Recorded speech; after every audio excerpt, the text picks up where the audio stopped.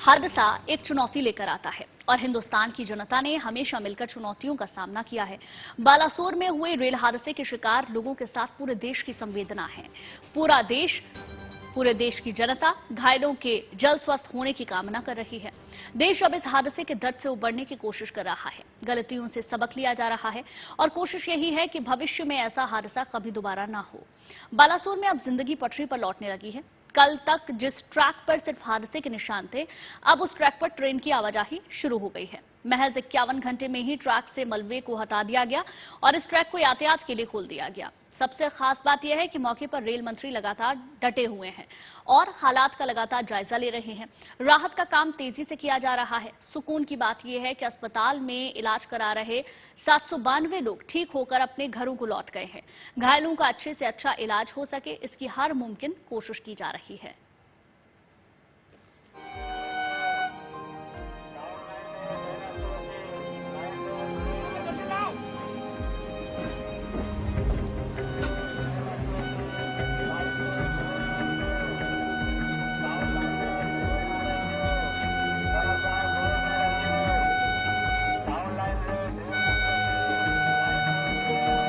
ओडिशा के बालासोर में हुए भीषण ट्रेन हादसे के 51 घंटे बाद ट्रैक और ट्रेन फिर से हवा से बातें करती दिखी।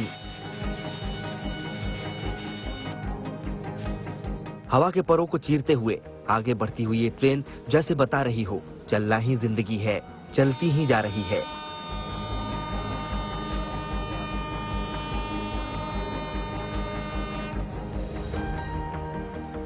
दुख के बादल और गम के अंधेरे को चीरते हुए ये ट्रेन नई ऊर्जा के साथ उम्मीद की पटरी पर दौड़ी तो देखने वालों में भी जोश भर गया।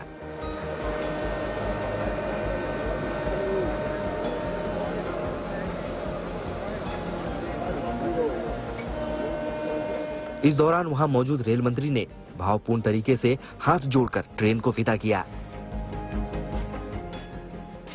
इससे पहले उन्होंने रात के सन्नाटे को चीरकर आगे बढ़ती इस ट्रेन का हाथ हिलाकर अभिवादन किया। दुर्घटना के 51 घंटे के अंदर ट्रेन सेवा शुरू होने पर रेल मंत्री भावुक दिखे और फिर उन्होंने नम्रता के साथ अपने हाथ जोड़ लिए। अब तक 3 गाड़ियां जा चुकी है। टोटल रात में करीब 7 गाड़ियां प्लान्ड है और एकदम नॉर्मलाइजेशन की तरफ ले जाना है। और बहुत ही संवेदना के साथ जिन परिवारों के मेंबर्स खो गए, उनको किसी न किसी जल्दी से जल्दी उनके पास उनके परिवारजन पहुंचे, ये हमारा दायित्व अभी खत्म नहीं हुआ है। कुछ इसी तरह केंद्रीय स्वास्थ्य मंत्री मनसुख मांडविया भी लोगों की मदद के लिए मोर्चे पर तैनात दिखे। उन्होंने भुवनेश्वर के अस्पताल में भर्ती घायलों से मुलाकात की और उनको पूरी मदद का भरोसा दिया। जल्दी स्वस्थ हो जाओ। हाँ, आपको जरूरत होगी तो डॉक्टर साहब एम्स में भी शिफ्ट करने की आवश्यकता होगी तो कर देंगे।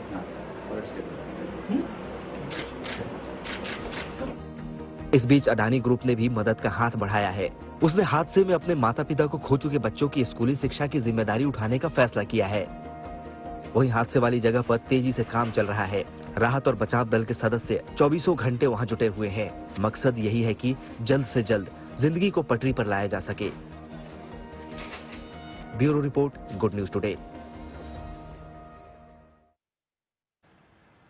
और अब बात समंदर में हिंदुस्तान की ताकत की। हिंद की नौसेना की ताकत का लोहा पूरी दुनिया मानती है। यही वजह है कि सऊदी अरब ने अपने नौसैनिकों की ट्रेनिंग के लिए हिंदुस्तान की नौसेना को चुना। सऊदी नौसेना के जवान इन दिनों भारत में सैन्य प्रशिक्षण ले रहे हैं।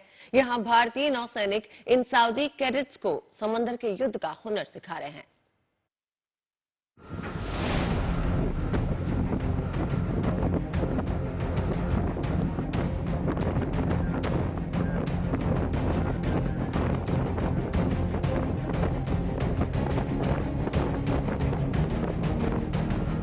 समंदर में लहरों के योद्धा का परचम। पूरी दुनिया ने माना हिंद की नौसेना का दम। हिंदुस्तान के समंदर में सऊदी अरब की नौसेना का प्रशिक्षण। हिंद की नौसेना का शौर्य अब पूरी दुनिया में मिसाल बन गया है। कोच्चि के समंदर में इन दिनों सऊदी अरब की नौसेना के जवान भारतीय नौसेना से सैन्य प्रशिक्षण ले रहे हैं। सऊदी अरब की किंग फहद नौसेना एकेडमी के 55 कैडेट्स और 5 अफसर इस ट्रेनिंग के लिए हिंदुस्तान आए हैं। सऊदी अरब का ये पहला ट्रेनिंग स्क्वाड भारतीय नौसेना के INS तिर और INS सुजाता पर लहरों के युद्ध का हुनर सीख रहा है।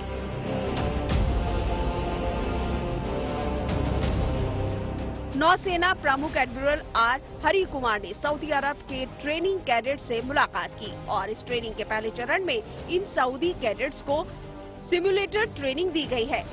इसके बाद 10 दिनों तक इनकी नौसेना के जहाजों पर ट्रेनिंग हुई।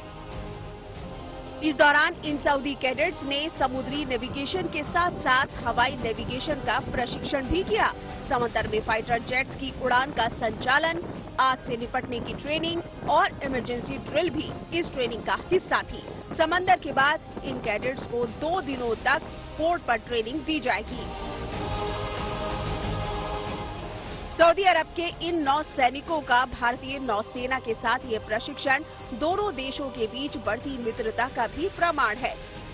सूडान में फंसे भारतीयों को वहां से निकालने में भी सऊदी अरब ने हिंदुस्तान का साथ दिया था। पिछले कुछ वर्षों में हिंदुस्तान और सऊदी अरब की नौसेना ने संयुक्त युद्धाभ्यास और बेहतर संवाद से आपसी तालमेल को बढ़ाया है। अपने नौसैनिकों के प्रशिक्षण के लिए सऊदी अरब ने भारतीय नौसेना को चुना। ये इस बात का भी प्रमाण है कि नौसेना का हुनर और काबिलियत पूरी दुनिया में बेमिसाल है।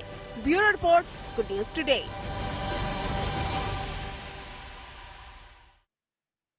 मातृभूमि की सेवा के लिए सेना में अग्निवीर बनने का संकल्प लिए सैकड़ों युवा इन दिनों राजस्थान के पाली में पसीना बहा रहे हैं। इन परीक्षार्थियों ने लिखित परीक्षा पास कर ली, अब शारीरिक परीक्षा पास करने की चुनौती है, जिसके लिए ग्राउंड पर सुबह से शाम तक खूब मेहनत की जा रही है। जोश, जज्बा, जुनून, हौसला और देश की सेवा इन्हें अग्निवीर बनने के लिए प्रेरित कर रही है।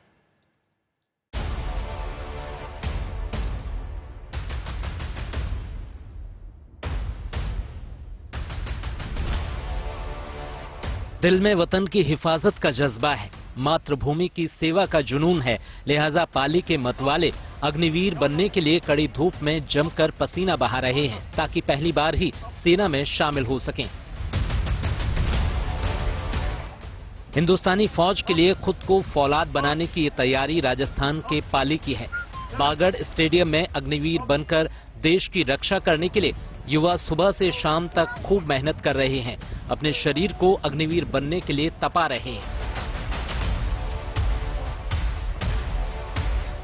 इन सभी युवाओं ने लिखित परीक्षा पास कर ली है। अब इम्तिहान फिजिकल टेस्ट का है, यानी धरातल पर शक्ति परीक्षण का है, दमखम दिखाने का है। बेस्ट से बेस्ट देने की कोशिश कर रहे हैं। हमारे सर पहले सर वर्कआउट होता है, अच्छा सा उसमें स्ट्रेचिंग होती है सर। हम जैसे कि लगता है सर आर्मी के जाने से पहले भी हम मतलब आर्मी के लिए तैयार हो जाते हैं यहाँ पे सर। देश के लिए कुछ कर गुजरने का जज्बा बेटियों में भी है, इनके दिलों में भी जोश है, हौसला है। ये भी अग्निवीर बनकर अपने हुनर का लोहा मनवाना चाहती हैं। अग्निवीर में रिटर्न क्लियर हो चुका है और मेरा ना कोटा भर्ती 1 जुलाई से कोटा भर्ती स्टार्ट है मेरी। कोच संजय पुरी की देखरेख में भावी अग्निवीरों को फिजिकल ट्रेनिंग दी जा रही है। करीब 350 बच्चों को 100 मीटर, 400 मीटर दौड़, हाई जंप, लॉन्ग जंप, चिन अप, जिग-जैग बैलेंस में दक्षता हासिल कराई जा रही है। कोटा एरो की जो भर्ती थी, इसमें बंदों के रिटर्न एग्जाम हो चुके हैं। इसमें इन्होंने करीब 6277 है ना, करीब 6200 से आसपास बंदे पास किए इन्होंने एग्जाम में।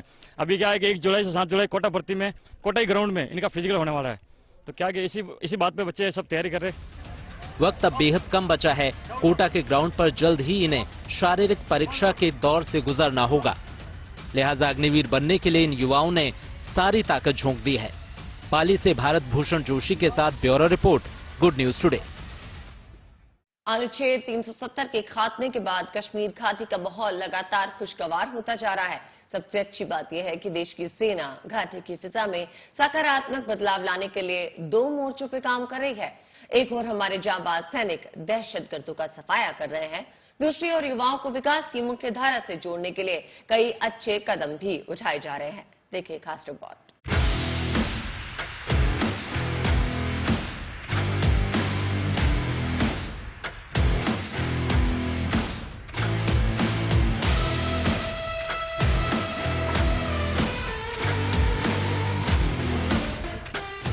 भारतीय सेना कश्मीर में एक ओर आतंकवादियों और अलगाववादियों को नेस्तनाबूद कर रही है, तो दूसरी ओर विकास के मुख्य धारा से जुड़ने की हसरत रखने वाले युवाओं के लिए संभावनाओं के द्वार भी खोल रही है। भारतीय सेना HPCL कश्मीर सुपर 50 के नाम से कोचिंग इंस्टीट्यूट चला रही है, जिसमें जम्मू कश्मीर और लद्दाख के 50 सेलेक्टेड छात्र छात्राओं को नीट एग्जाम की प्रोफेशनल तैयारी कराई जा रही है। HPCL कश्मीर सुपर 50 में सेलेक्टेड छात्र छात्राओं को ये सुविधा बिल्कुल मुफ्त दी जा रही है। इंस्टीट्यूट में छात्र छात्राओं की पढ़ाई के अलावा दूसरी जरूरतों का भी पूरा ख्याल रखा जाता है। एक इनिशिएटिव है नीडो और इंडियन आर्मी का, आर्मी HPCL सुपर 50 कश्मीर। यहाँ पे हम नीट की प्रिपरेशन करते हैं। जो यहाँ का प्रोसीजर होता है, फर्स्ट ऑफ ऑल हमारे रिटन एग्जामिनेशंस होते हैं, उसके बाद जो सिलेक्ट होता है उसमें तो फिर सिलेक्टेड कैंडिडेट्स को वाइवा इंटरव्यू के लिए बुलाया जाता है, और फिर वाइवा में भी across the state JNK and Ladakh selected candidates आते हैं जो यहाँ पे फिर एजुकेशन।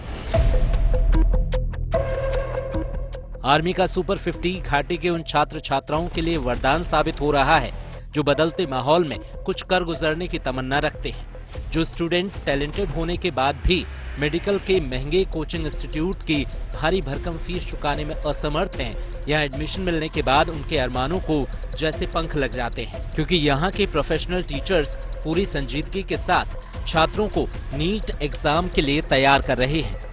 बहुत बेनिफिट मिला सर, जो कि मतलब हमारे टीचर्स भी इतने अच्छे थे कि जो हम बाहर एफोर्ड नहीं कर सकते थे, और अगर हम मतलब चाहे भी तो ऐसे टीचर्स नहीं पा सकते थे। और हमारे यहाँ पर 24/7 डाउट सॉल्विंग सेशंस रहते हैं। भारतीय सेना के HPCL कश्मीर सुपर 50 में न सिर्फ मुफ्त कोचिंग दी जा रही है, बल्कि इसमें पढ़ने वाले छात्रों के लिए फूडिंग लॉजिंग भी बिल्कुल फ्री है। यानी एक बार अगर यहाँ एडमिशन हो गया तो छात्रों की सारी टेंशन खत्म हो जाती है। इतना ही नहीं, नीट एग्जाम क्लियर करने के बाद अगर जरूरत पड़ी तो मेडिकल कॉलेज की भारी भरकम फीस भी आर्मी ही चुकाती है। यानी एक ही छत के नीचे सारी समस्याओं का समाधान। साफ है कि हमारी सेना कश्मीर में सिर्फ दहशतगर्दों के सफाये तक सीमित नहीं है, बल्कि पूरी संवेदना के साथ युवाओं का मुस्तकबिल भी संवार रही है। Bureau report, good news today. सिखों के पवित्र धाम हेमकुंड साहिब में रविवार को हिमस्खलन में फंसे श्रद्धालुओं का रेस्क्यू कर लिया गया। स्थानीय पुलिस, SDRF के साथ साथ सेना को भी इस रेस्क्यू में जुटना पड़ा। सड़क पर बर्फ का ढेर लगने की वजह से यात्रा रोक दी गई थी, लेकिन अब एक बार फिर बहाल कर दी गई है। भारी बर्फबारी के बावजूद बड़ी संख्या में श्रद्धालु मत्था टेकने के लिए पहुंच रहे हैं।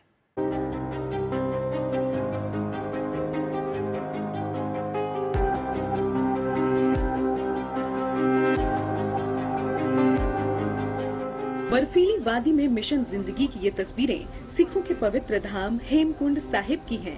रविवार को हेमकुंड साहिब से करीब 1 किलोमीटर दूर अटलाकुड़ी में हिमस्खलन से कुछ श्रद्धालु फंस गए, जिसके बाद स्थानीय पुलिस के साथ SDRF रेस्क्यू ऑपरेशन में जुट गया। बताया जा रहा है कि रविवार को अंतिम जत्थे में शामिल 6 तीर्थयात्री हेमकुंड साहिब से समय पर निकल गए थे, लेकिन थकान होने की वजह से शाम 6 बजे अटलाकुड़ी तक ही पहुंच पाए। जिस वक्त तीर्थयात्री ग्लेशियर पॉइंट से गुजर रहे थे, अचानक बर्फ खिसककर मार्ग पर आ गई, जिससे सभी 6 तीर्थयात्री बर्फ के नीचे दब गए। रविवार देर शाम तक 5 श्रद्धालुओं को बर्फ से निकालकर सुरक्षित बचा लिया गया। ग्लेशियर टूटने से लापता हुई एक महिला की तलाश में रात भर रेस्क्यू ऑपरेशन चलाया गया। रेस्क्यू ऑपरेशन में पुलिस, SDRF के साथ भारतीय सेना और ITBP भी जुटी। आज सुबह से एक बार फिर गहन सर्च ऑपरेशन चलाया गया, लेकिन महिला को बचाया नहीं जा सका।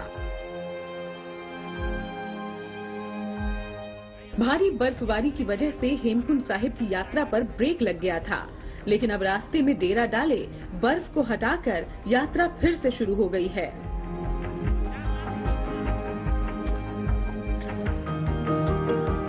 एक बार फिर से श्रद्धालुओं का जत्था हेमकुंड साहिब के दर पर मत्था टेकने पहुंचा है। बर्फीले मौसम की प्रतिकूल परिस्थितियों के बावजूद न तो श्रद्धालुओं की संख्या कम हुई है, न ही लेश मात्र जोश कम हुआ है।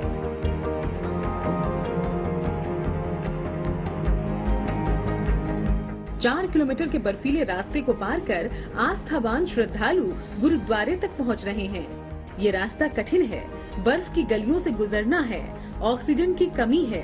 बावजूद इसके बड़ी संख्या में पहुंच रहे श्रद्धालुओं के चेहरे पर पवित्र धाम पर मत्था टेकने का अपार संतोष है। Bureau report, good news today. Maharashtra के अहमदनगर जिले की संथन घाटी में ट्रैकिंग के लिए किए गए सभी 500 पर्यटकों का सुरक्षित रेस्क्यू अब कर लिया गया है। घटना रविवार की है। दोपहर करीब 1 बजे के करीब वैली में अचानक तेज हवा के साथ जोरदार बारिश होने लगी। देखते ही देखते घाटी के निचले हिस्सों में पानी जमा हो गया। रास्ते पे भी काफी फिसलन हो गई थी। ऐसे में सैलानियों के लिए आगे की यात्रा करना बेहद खतरनाक साबित हो सकता था। लिहाजा पर्यटक घाटी में ही फंस गए। सूचना मिलते ही वन विभाग की टीम मौके पर पहुंची। इसके बाद स्थानीय लोगों की मदद से सभी का रेस्क्यू कर लिया गया। लोगों को रस्सियों के सहारे घाटी से बाहर निकाला गया। सैलानियों की संख्या ज्यादा होने की वजह से रेस्क्यू करने में बचाव टीम को करीब 3 से 4 घंटे लग गए। भगवान राम के अवतार भूमि अयोध्या रविवार को आरती के दियों से जगमग रोशन हो गई। दरअसल रविवार को सरयू जयंती महोत्सव का समापन हुआ और इस मौके पर साधु संतों से लेकर देश भर से आए भक्तों ने सरयू नदी की महाआरती की। सरयू नदी के पावन तट पर हुई इस महाआरती में शामिल होकर लोग खुद को धन्य महसूस कर रहे हैं।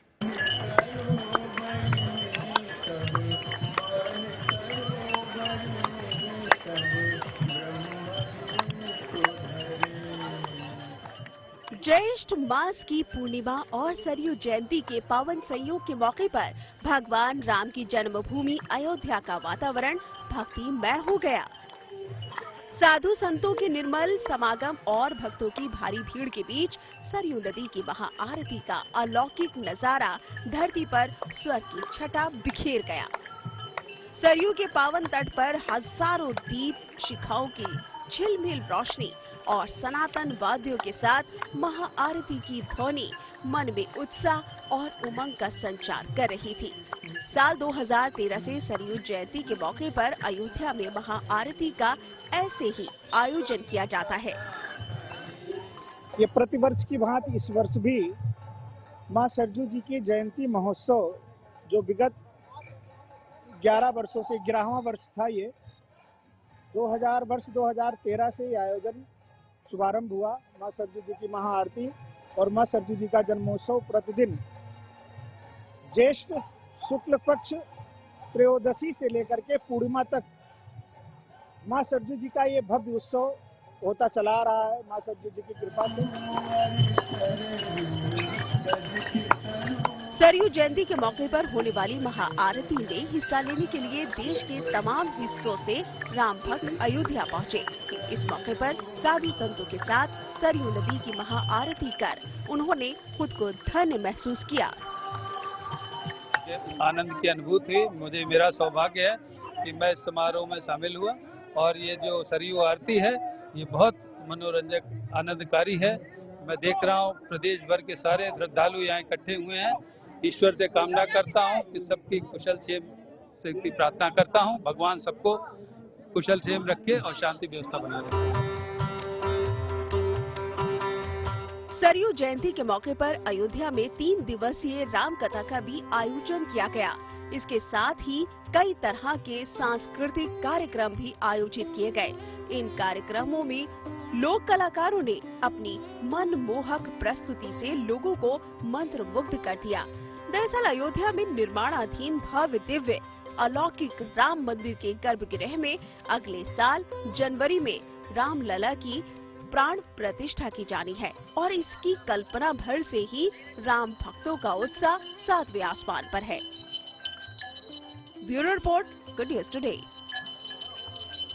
वडोदरा में दिव्य दरबार लगाने के बाद बाबा बागेश्वर उत्तराखंड में भगवान बद्रीनाथ के दर्शन के लिए उनके दर पे पहुंचे। बाबा बागेश्वर पंडित धीरेन्द्र शास्त्री की एक झलक पाने के लिए भारी भीड़ उमड़ पड़ी। पुलिस की कड़ी सुरक्षा के बीच धीरेन्द्र शास्त्री बद्री विशाल के मंदिर पहुंचे, भगवान बद्री विशाल के दर्शन किए और पूरे भक्ति भाव से पूजा अर्चना की। धीरेन्द्र शास्त्री बद्रीनाथ धाम में साधु संतों से भी मिले और इस मौके पर धीरेन्द्र शास्त्री खाक चौक के बाबा बालकनाथ के आश्रम भी गए। उन्होंने छोटे छोटे बच्चों को कंधे पे बैठाकर उनके साथ खूब मस्ती की। भक्तों के साथ उन्होंने सेल्फी खिंचवाई। इस मौके पे उन्होंने सोशल मीडिया पे एक वीडियो के जरिए अपना अनुभव भी शेयर किया। धीरेन्द्र शास्त्री ने बद्रीनाथ धाम को दिव्यतम धाम बताते हुए कहा कि भगवान बद्रीनाथ के दर्शन जरूर करें। नारायण भगवान की जय। महीना शहरों को झुलसा रहा है, लेकिन पहाड़ों में इसके उलट खुशनुमा माहौल बना हुआ है। तभी तो गर्मियों की छुट्टियां बिताने के लिए लोग पहाड़ों की तरफ खिंचे चले जा रहे हैं। हिमाचल प्रदेश के मनाली और धर्मशाला में तो सैलानियों का तांता लगा हुआ है।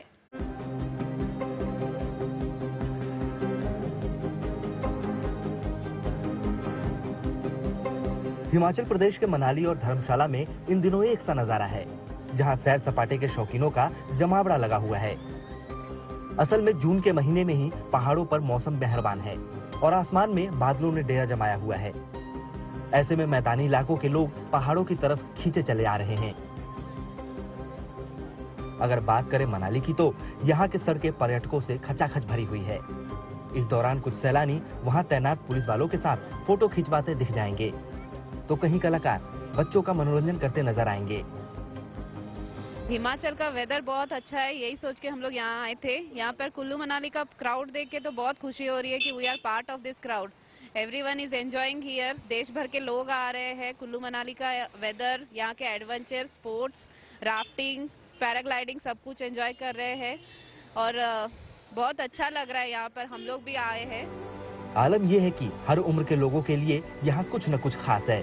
कुछ युवाओं ने राफ्टिंग के जरिए लहरों पर अपना हुनर दिखाया, तो कुछ नदी के किनारे पर फोटो सेशन करवाते दिखे। ऐसा ही नजारा हिमाचल प्रदेश के धर्मशाला शहर का भी है। सड़कों पर लोगों की अच्छी खासी भीड़ है, जिनके चेहरों पर सुकून के पल बिताने की खुशी साफ दिखती है। धर्मशाला के पहाड़ों के बीच कई सुंदर बौद्ध मठ हैं और ये वहाँ पहुंचे सैलानियों को काफी लुभा रहे हैं। इन बौद्ध मठों के अलावा यहाँ की दुकानों पर भी सैलानियों की बड़ी संख्या खरीदारी के लिए पहुंच रहे हैं। सैलानियों की भीड़ बढ़ने से दुकानदारों के चेहरे भी खिले हुए हैं। असल में इन दिनों स्कूलों में गर्मियों की छुट्टियां चल रही हैं, जबकि पहाड़ों का मौसम सुहाना बना हुआ है। ऐसे में आने वाले दिनों में पर्यटकों की संख्या में और इजाफा होने की उम्मीद जताई जा रही है। Bureau report, good news today. आज पर्यावरण दिवस है और आज धरती की उस पुकार को सुनने का वक्त है जिसे हमने सालों से अनसुना कर रखा है। हर साल 5 जून को विश्व पर्यावरण दिवस मनाया जाता है, जिसका मकसद हमारी आबो हवा को बेहतर बनाना होता है।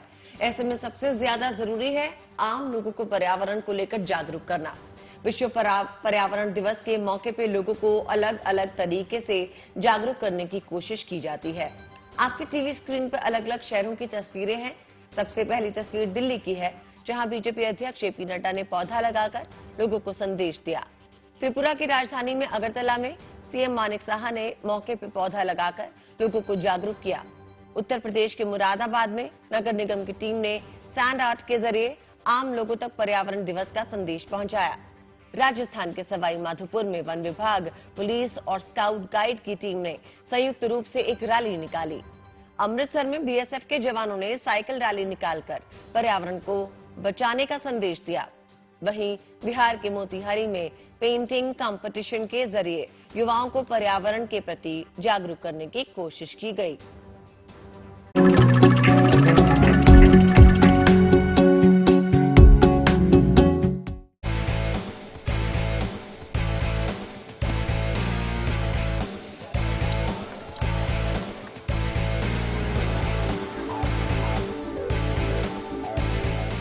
साइकिल पर हाथ आजमाते जाने माने बॉलीवुड सिंगर शान,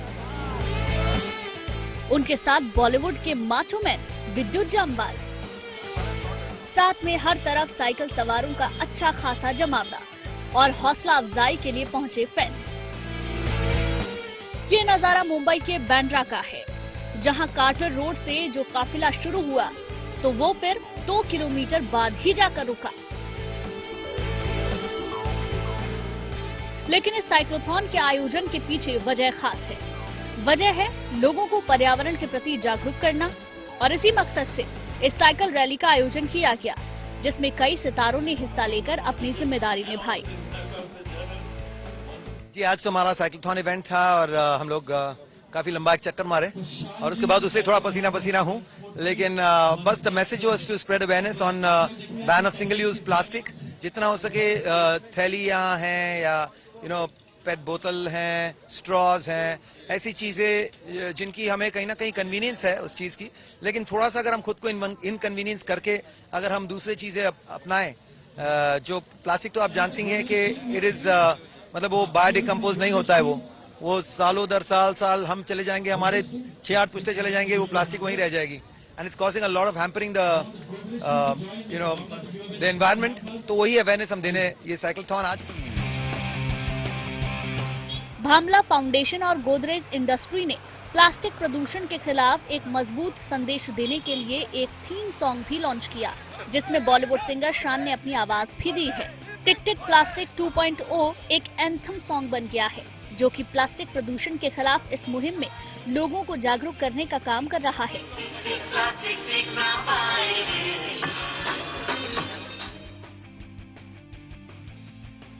पैडल फॉर प्लेनेट के नाम से आयोजित की गई साइक्लोथॉन के साथ ही सफाई अभियान भी चलाया गया, जिसमें बड़ी तादाद में प्लास्टिक का कचरा जमा किया गया। आपको बता दें कि हर साल 5 जून को विश्व पर्यावरण दिवस मनाया जाता है। इस बार भी अंतर्राष्ट्रीय पर्यावरण दिवस की तैयारी जोर शोर से की गई है। विश्व पर्यावरण दिवस 2023 की थीम बीट प्लास्टिक पॉल्यूशन है, यानी प्लास्टिक से होने वाले प्रदूषण के खिलाफ लोगों को जागरूक करना। हम मुंबई के कार्टर रोड इलाके में है। यहाँ पर बैंड्रा में आप देख पा रहे हैं कि मेरे पीछे काफी सारे वॉलंटियर्स हैं और जो विश्व पर्यावरण दिन है यानी कि वर्ल्ड एनवायरनमेंट डे जो कि 5 जून को आता है, उसके चलते तहत एक और ये प्रयास है वॉलंटियर द्वारा मुंबई को स्वच्छ और साफ सुथरा रखने का। कैमरामैन महेश मौर्य के साथ Dev Kotak, good news today, Mumbai. कहते हैं कि मेहनत और लगन से इंसान क्या कुछ नहीं कर सकता। यूपी के मुरादाबाद के रहने वाले एक छात्र ने अपनी मेहनत और लगन के बल पर एक ऐसा आविष्कार कर दिखाया जिससे आप भी हैरान रह जाएंगे। देखिए, छोटी सी उम्र लेकिन बड़ा कमाल। तस्वीर में दिख रहे इस लड़के की उम्र भले ही देखने में आपको कम लग रही हो, लेकिन इसका कारनामा उससे कहीं बड़ा है। उत्तर प्रदेश के मुरादाबाद के रहने वाले कृतज्ञा सिंह कक्षा 10 के छात्र हैं, लेकिन 10वीं कक्षा के इस छात्र ने वो कर दिखाया है जो किसी को भी हैरान कर दे।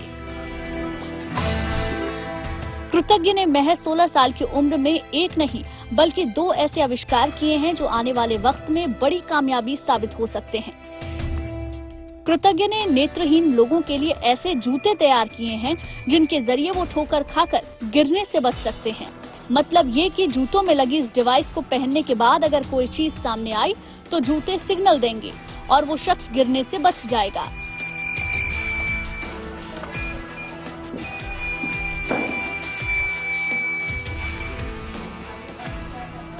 सिर्फ इतना ही नहीं बल्कि कृतज्ञ सिंह ने फैक्ट्री से निकलने वाले धुएं से बिजली बनाने के लिए भी एक अनोखी डिवाइस तैयार की है।